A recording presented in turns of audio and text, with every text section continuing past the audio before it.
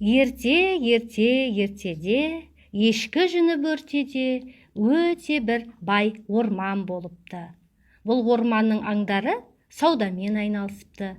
Өте алғыр жануарлар осы орманда жиналыпты.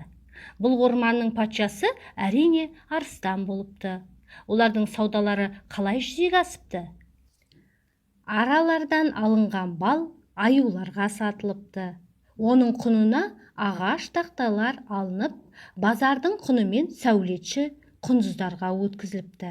Осылайша бір шама уақыт өткен соң, саудалары алға баспай, аралар ақшаны асынып, аюлар балды сапасыз көріп, құндыздар алған тақтайларын ұнатпайтын болыпты. Не керек, орман патшасы арыстан ел жұртқа масқара болмайын деп, әбден ойланып толғанып отырғанда, ойына бір ой келіпті. Мен өзі үлкен патшамын. Саудамен айналысып нем бар? Одан да бір жерде отырып, аңдардың тапқан табысының жартысын салық ретінде алып отырмаймын ба? Айтқаныма көнбегендерді қырып салайын. Ей құрысын, енді рақат тыныш өмір сүретін кез келді депті.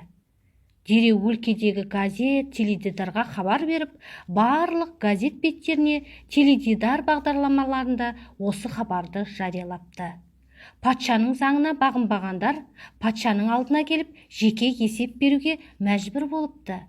Сөйтіп тер төгіп тапқан ақшаларының жартысын патшаға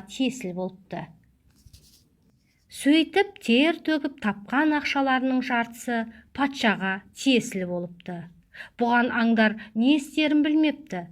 Бір күні сәбіз саудагері қоянның ақылына бір ой келіпті. Салық төлеуге де ең соңынан ол барыпты.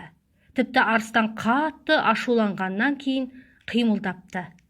Арыстан ақырып, неге кеш келдің дегенде қоян, мырзам, жолда келе жатып, орманға жаңадан келген бір арыстанды көрдім.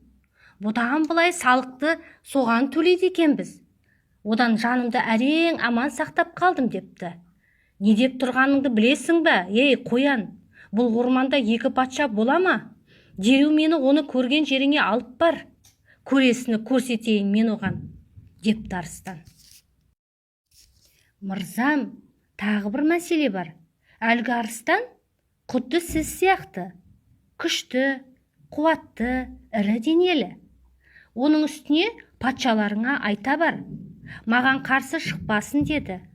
Бұл сөздер арыстанның ашуын келтіріп, қоянды алдына салып отырып, айтқан жеріне келіпті. Сөйтсе, ол жерде бір құдық бар екен. Қоян әлгі арыстанның сарайының есігі осы депті. Ашудан көзі аларған арыстан құдықтың басына келіп, мықты болсаң шық деп ақырыпты.